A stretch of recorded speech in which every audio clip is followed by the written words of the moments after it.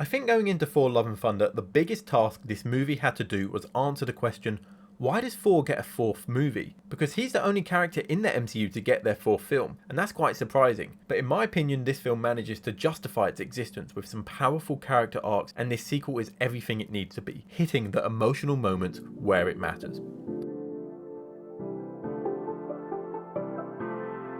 Hello and welcome to Cinemaze, and this is a non-spoiler review for Thor Love and Thunder. Thor Love and Thunder is the sequel to Thor Ragnarok, and it's inevitably going to be compared with that film. And I think this movie does some things better than Ragnarok, but some things worse. Starting with tone, I think this is one of the more controversial aspects of the movie. The tone of Ragnarok was fun and fresh, but at times it went a little too far, undercutting the emotional moment. Where Ragnarok cranked the crazy up to 11, this movie cranks it up to 20. This tone is far sillier, far crazier, and far jokier than Ragnarok. And for a lot of people, that will be a problem. While there were more jokes here, I don't think they landed as well as they did in Ragnarok. So I think Ragnarok was funnier, but this movie is funner. This movie is a ton of fun, jumping from loads of crazy locations with a really exciting cast of characters. My biggest problem with Ragnarok was the undercutting of the emotional moments with jokes, and I found it quite frustrating at times. I think this movie actually learned from that one, and I think Love and Thunder lets the emotional moments sit more and breathe. Jane Foster and Gorr have some really heavy storylines here, and they don't ruin these serious moments with jokes. And that really worked for me. The tone isn't just fun and silly, but Taika shows he's also really good at directing emotional and scary moments. And I don't think he needs to rely on the jokes as much, because he's actually really effective at directing other styles too. Overall, while the crazy moments are crazy, I think the tone balances well here, because they let the emotional moments have an impact. The characters and cast here are great. Jane Foster is returning and she's awesome. Without spoiling it, there's a really emotional core behind her character, which works so well. But she's also fun, and you really care about her and Thor's love story.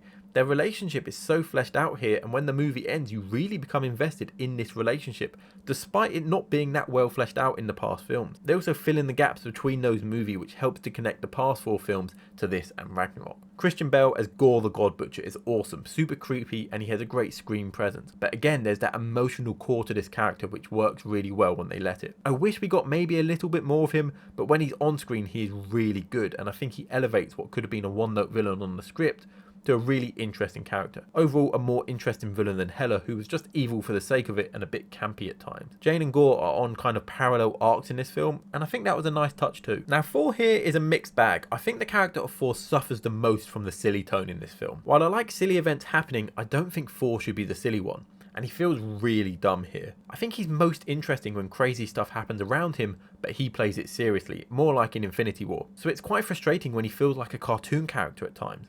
Now, there are story reasons to explain how he's acting. He's not been himself since he lost Jane and so many of his friends and family, and he's still trying to find himself, and he gets thrown off by the reappearance of Jane Foster.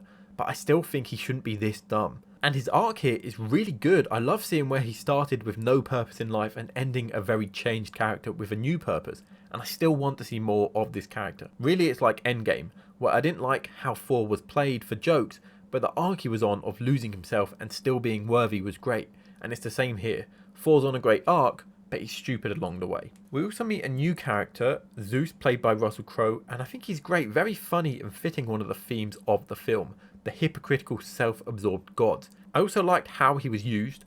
When a lot of us saw the trailers and a movie with Gorr the God Butcher, I think we kind of assumed how this Zeus scene was going to go down, but it actually plays differently than I expected, and I really like that. Now, if you're coming to this film for the Guardians of the Galaxy, I think you'll be really disappointed. They are only in for the first 10 minutes of the film, and I don't think they're used very well. I was excited to see how Taika would use the Guardians, but he doesn't seem too interested in them. There's one funny I Am Groot moment, but other than that, they felt completely wasted. Moving on to the pacing, I think this movie is paced really well. It's short for Marvel at around 2 hours, and it moves quickly. I think the first few scenes aren't great with Thor and the Guardians, and that's where the tone is most distracting. And only in these early scenes did the tone take me out of the film.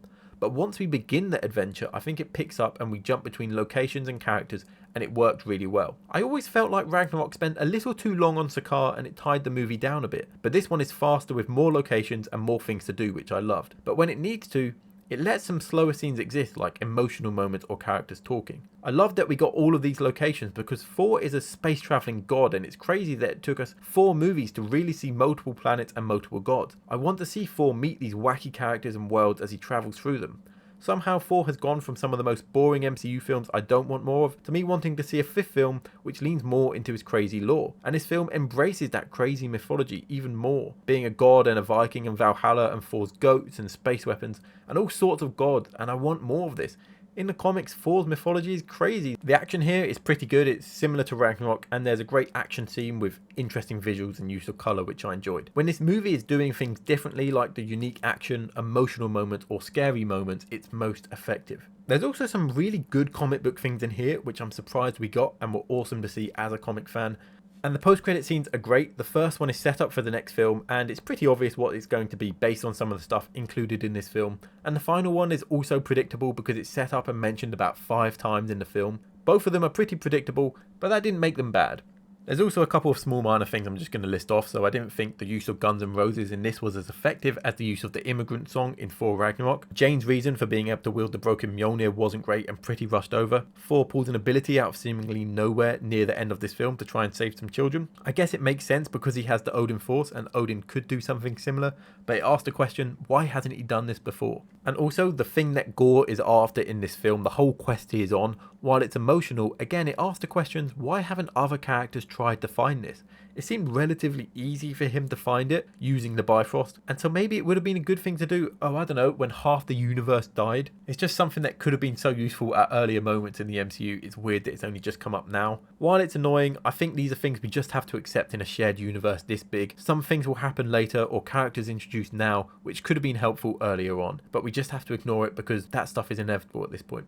Overall, for me, Thor Love and Thunder is a really effective sequel. While it's not as funny or fresh as Ragnarok, it's more fun, paced better, embraces elements of Thor's past and mythology, with great characters returning plus a fantastic villain, and most importantly, hits with the emotion and the heart when it needs to. It's learnt to let the emotional moments exist without undercutting it with jokes, and while Thor is frustratingly silly here, the character arcs all land. I think this is everything needed in a sequel, and I want to see even more. I went into this film expecting to be critical of the tone because I had similar issues with Ragnarok, and while there's a few tonal problems with this film, the film works because it's emotional where it matters.